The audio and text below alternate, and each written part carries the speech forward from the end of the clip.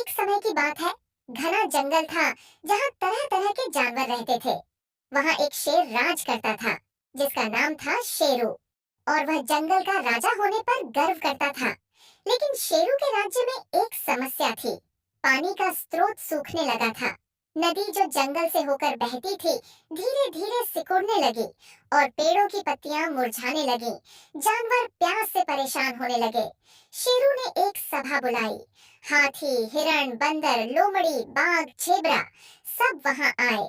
और हाथी बोला, हमें ऊंची पहाड़ी में जाकर बारिश के बाद की नदी खोजनी चाहिए। बाद में जेब्रा ने कहा। लेकिन रास्ता मुश्किल है, वहाँ शिकारी भी रहते हैं। बंदर उत्साहित था, उसे एडवेंचर पसंद था।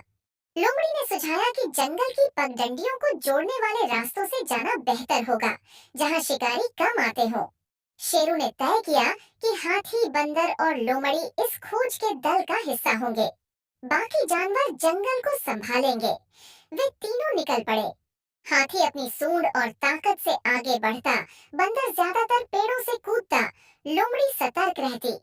रास्तों में उन्होंने सूखे पेड़ों और पत्तों की आवाजों से डर महसूस किया, लेकिन आगे बढ़ते रहे। एक दिन वे पहुंच गए एक उच्च पहाड़ी की चोटी पर, जहां से उन्हें एक पुरानी नदी का सूखा हो चुका बेसिन दिखाई दिया। लेकिन वहां कोई पानी नहीं था। आसमान में बादल घुमाकर आ रहे थे। हो सकता है कल बारिश हो जाए। लेकिन दिक्कत ये थी कि रात हो चली थी और वहां रहने के लिए कोई सुरक्षित आश्रय नहीं। वे तीनों मिलकर निर्णय लिया कि एक गुफा में रात बिताएंगे। गुफा में दरारें थीं, लेकिन बंदर ने पेड़ों की सूखी शाखाएं इकट्ठी की। हाथी ने मोड़ों और बड़े पत्थरों से रास्ता ठीक किया ताकि पानी आने पर गुफा में पानी न भर जाए। लोमड़ी ने जंगल के आवाजों को सुनते हुए सतर्कता से पहरेदारी की।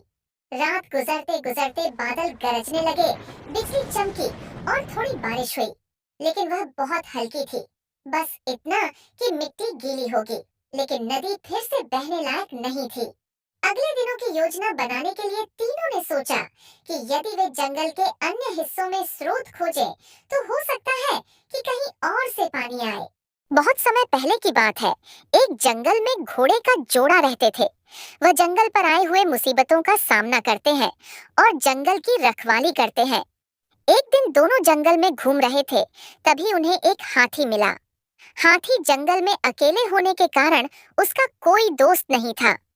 हाथी ने दोनों घोड़े को देखा और बोला, क्या आप दोनों मेरे दोस्त बनेंगे?